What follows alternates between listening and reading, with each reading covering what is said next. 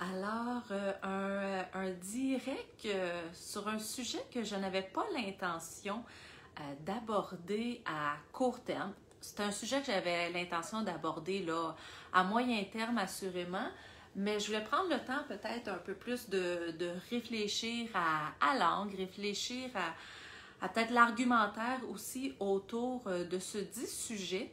Mais puisque vous êtes déjà plusieurs à m'avoir envoyé le lien du dit article que je vais aborder avec vous, donc article qui a paru sur une plateforme vice.com, donc en date du 8 février, donc c'est encore tout chaud. Donc au début de la semaine, vous êtes plusieurs déjà à m'avoir envoyé ce lien-là. Donc je souhaitais aborder le sujet.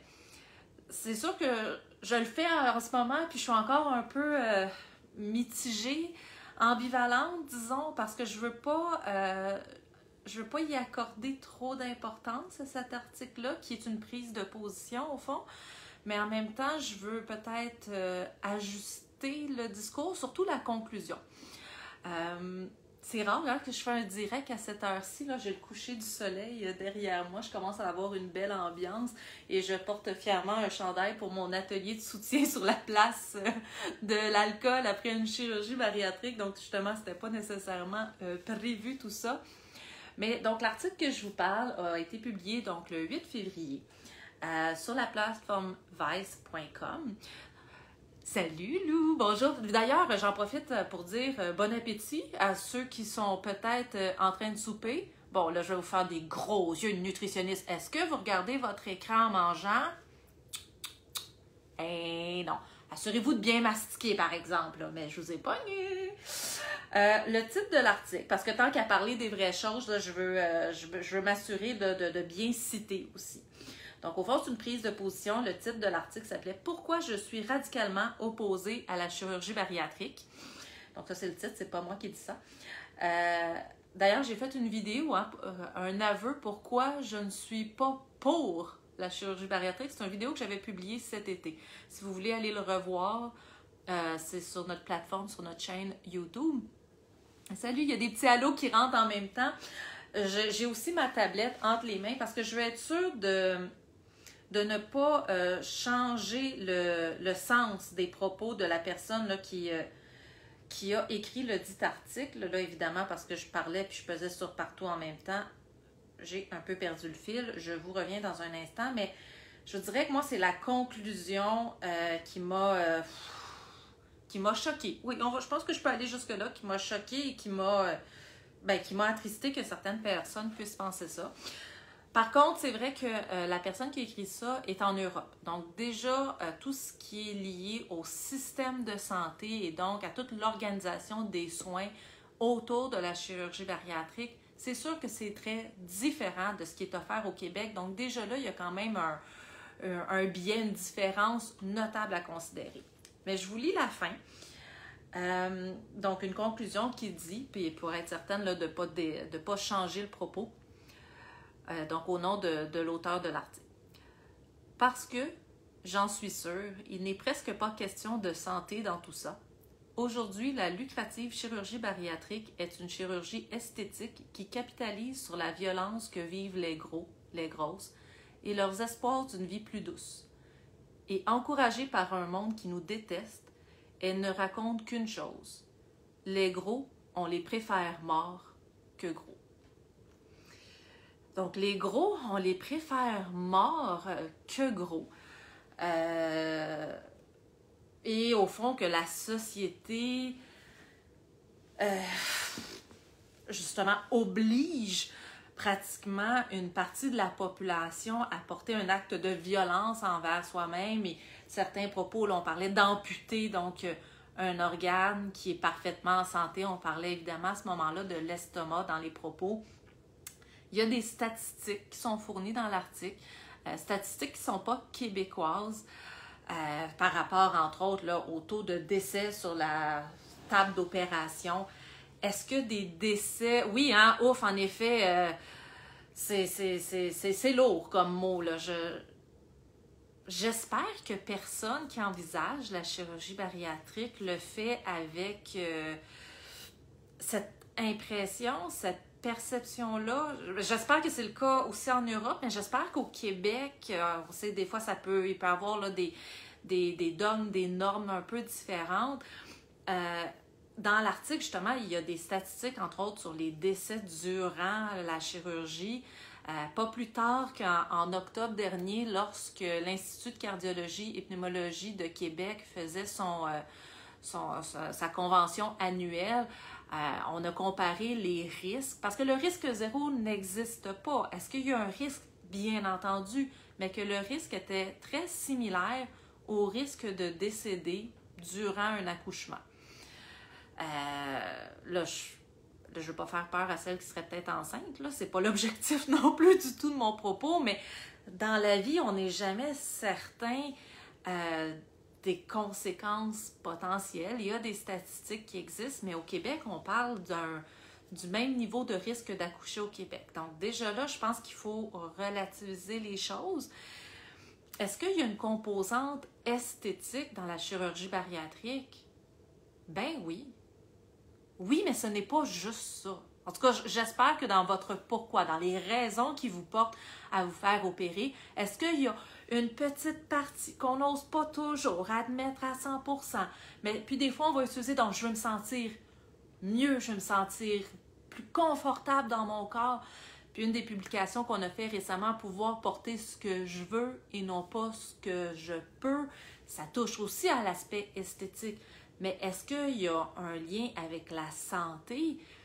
Bien, on le sait que, juste d'un point de vue purement mécanique, un surplus de poids, quand il commence à être significatif, bien, pour les articulations, je pense entre autres aux genoux, aux chevilles, aux hanches, au dos qui doit aussi s'ajuster, mais on sait que des douleurs chroniques peuvent émaner du surplus de poids. Est-ce que la chirurgie bariatrique est absolument la bonne solution pour tout le monde? Pas du tout. Puis ça, je trouve que c'est majeur. Ce n'est pas parce qu'on est officiellement candidat selon les lignes directrices, selon les critères d'admissibilité qu'on devrait se faire opérer. Mais quelqu'un qui a pris le temps de bien se renseigner sur les différents types d'interventions, sur les risques potentiels, donc les conséquences aussi ou les complications les plus fréquentes. Hein? Les complications avec un roux en Y, donc un bypass ou une sleeve, donc une gastrectomie verticale, par rapport à la dérivation bilio-pancréatique, ce ne sont pas les mêmes risques associés. Ce ne sont pas les mêmes petits inconforts, problématiques qui peuvent survenir dans le quotidien par la suite. Est-ce que c'est 100% de la population qui se fait opérer, donc qui a recours à une chirurgie bariatrique et que la qualité de vie part en flèche, ce n'est que du bonheur 100% du temps, 365 jours par année? Non. Mais tristement, on n'a pas encore de statistiques sur l'évolution de la qualité de vie, donc le avant versus après. Et je vous parle de ça, puis avec une certaine ironie. Ironie parce que quand j'ai initialement gradué de l'Université de Montréal et que j'ai terminé donc mon bac, j'avais décidé de tout de suite poursuivre mes études à la maîtrise sous la direction... José qui nous dit était plus en forme avant. Donc, ça arrive, là, il y a des personnes qui, comme José, des fois regrettent. Ça existe, là, du monde. Il ne faut pas non plus se mettre la tête dans le sable. Il y en a qui vont trouver ça plus difficile, leur vie, après la chirurgie qu'avant. Puis, ça arrive des cas comme ça. Est-ce que, par contre, c'est la majorité? Puis c'est là que je viens vraiment... Je ne prétends pas avoir la réponse. Je peux parler de mon expérience comme clinicienne dans le bureau. La majorité de ma clientèle me disent, en bout de ligne, mon seul regret, c'est de ne pas l'avoir fait plus tôt. Est-ce que mon opinion est biaisée? Bien, fort probablement, parce que le monde qui est dans mon bureau vient chercher de l'aide, essaie de trouver des solutions et habituellement, on réussit là, à trouver là, des façons d'améliorer la qualité de vie. Ah, Roro pose une question à José. José, si tu veux répondre en même temps. Je vais juste continuer un petit peu sur l'ironie du manque de statistiques, parce que c'est vrai qu'on n'a pas beaucoup d'études sur, on en a quelques-unes quand même, sur les complications post-opératoires, donc les reflux. Des fois, il peut y avoir des adhérences sur les syndromes de chasse qu'on appelle les dumping syndromes. Mais l'ironie, c'est que quand j'ai terminé mon bac, j'ai commencé une maîtrise sous la direction de Dominique Gravel, qui est endocrinologue au CHUM. Et on avait identifié comme sujet de maîtrise la qualité de vie après une chirurgie bariatrique. Après avoir commencé justement à monter l'étude en cours qui allait potentiellement aussi se transformer en doctorat, mais là, ça, j'étais moins sûre de cette idée-là. Force est d'admettre que j'ai beau être nutritionniste, je trouvais que la qualité de vie, il y avait trop de composantes psychologiques, sociales pour que je puisse effectuer une recherche digne de ce nom. Et c'est donc comme ça, au fond, que j'ai transformé mes études, donc qui étaient initialement de maîtrise, en diplôme d'études supérieures, mais en psychologie du mangeur, mais sans aller faire l'étude sur la qualité de vie. Par contre, ça serait extrêmement intéressant d'enfin avoir des chiffres sur ce sujet-là. Donc, est-ce qu'au niveau fonctionnel, est-ce qu'au niveau de l'humeur, est-ce qu'au niveau justement du quotidien, de l'énergie, donc il pourrait y avoir plein de composantes à l'étude, mais on ne les a pas encore, ces chiffres-là. Donc, pour revenir à mon sujet initial de petite vidéo aujourd'hui, de dire que la communauté scientifique, la communauté médicale trouve que les gros, on les préfère morts que gros. Je trouve ça d'une grande tristesse. Premièrement, j'espère que pour ceux qui nous suivent sur la page, là j'ai vu qu'il y avait des commentaires qui avaient passé, je vais m'assurer d'aller répondre par la suite, je m'excuse. J'espère que pour ceux qui ont déjà eu recours à la chirurgie, j'espère que votre situation, vous y trouvez de la beauté dans votre post-opératoire, dans ce que plusieurs appellent leur nouvelle vie, donc leur cohabitation avec bébé estomac. Pour ceux qui sont soit en attente ou en réflexion, oui, c'est important de s'informer, de poser vos questions, de poser des questions à des personnes qui ont eu recours à la chirurgie. Posez toutes les questions que vous avez à l'équipe médicale que vous avez choisie. Vaut mieux reporter une chirurgie parce que vous avez d'autres questions et vous voulez vous assurer que c'est la bonne chose pour vous et d'être 100% prêt que d'avoir recours à une chirurgie si vous avez encore des doutes trop importants. Parce qu'une bonne chirurgie devient une mauvaise chirurgie si elle n'est pas effectuée au bon moment dans votre vie.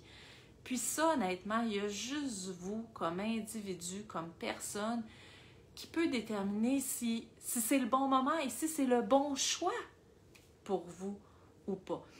Donc, oui, parler à d'autres individus, donc via les groupes Facebook, il y a possibilité de rentrer en communication.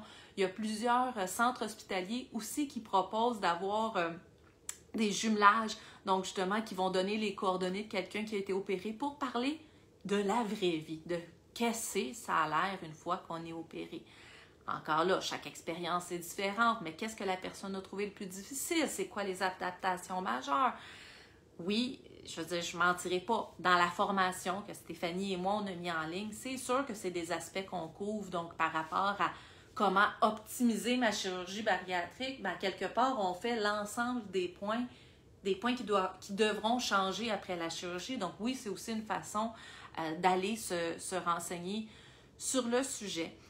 Donc, si vous voulez absolument aller lire cet article-là, il est disponible, ça fait partie de se renseigner, oui, d'une certaine façon.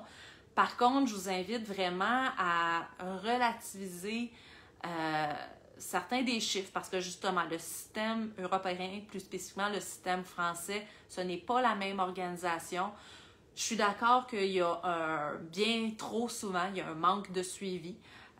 Moi, c'est un de mes grands chevals de bataille au Québec, augmenter la disponibilité du suivi Présentement, j'ai choisi de le faire justement via la clinique privée, l'accessibilité via le privé, en espérant qu'un jour, il y aura plus de services, oui, via les centres hospitaliers ou publics. Il y a de l'espoir puisque depuis cet été, l'obésité est reconnue par plusieurs experts. Donc, il y a eu une prise de position au Canada comme quoi l'obésité était une maladie chronique, donc ce qui implique qu'il doit avoir des services offerts de façon chronique et non pas ponctuelle. Donc oui, d'une certaine façon, ça ouvre la possibilité à plus de suivi et ce qu'on décide d'avoir recours ou pas à la chirurgie. Donc si vous allez lire le texte, comme je vous dis, faites attention aux statistiques qui sont différentes.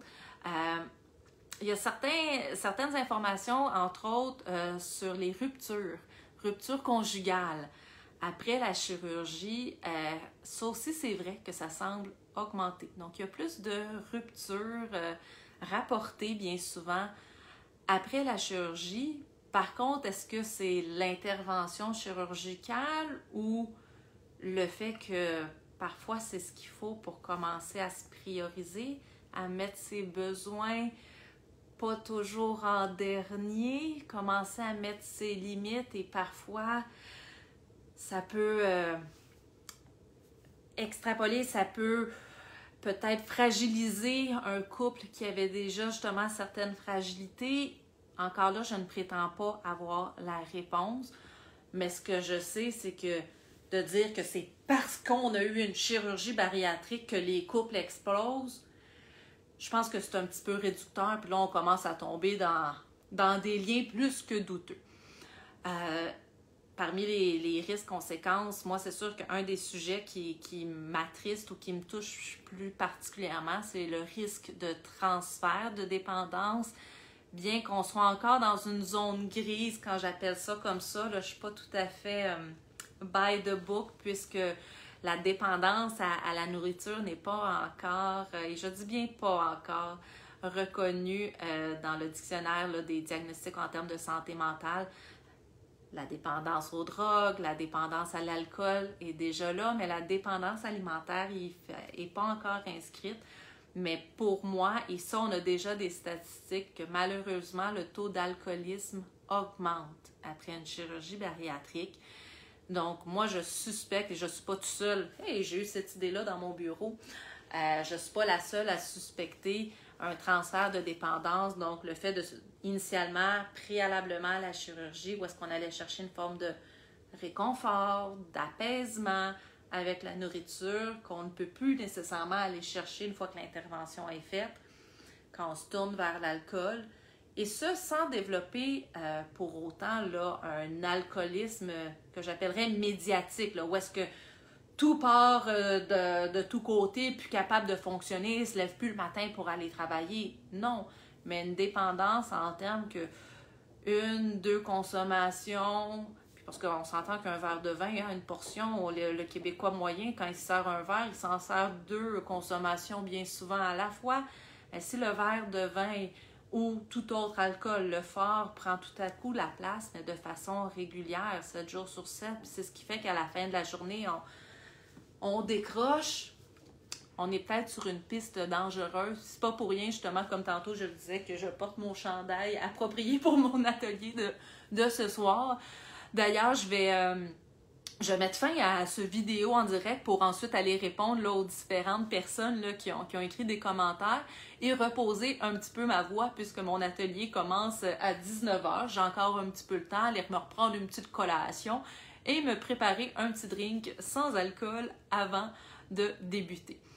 Donc, sur ça, je vais vous souhaiter une excellente fin de soirée en espérant que si justement quelqu'un dans votre entourage vous envoie le lien de cet article-là, vous pourrez peut-être le regarder, mais avec un regard plus global, j'ai le goût de dire, et retenez pas la dernière phrase. En tout cas, je peux assurément vous dire que ce n'est pas tout le corps médical ou paramédical qui préfère voir les gros morts que gros. Je veux dire, même de le dire, J'espère que vous ne ressentez pas ça quand vous allez chez le médecin ou chez la nutritionniste ou tout autre corps médical. Parce que c'est loin d'être ça chez tout le monde, assurément. Ça, je suis prête à mettre ma main au feu là-dessus. Bonne soirée tout le monde.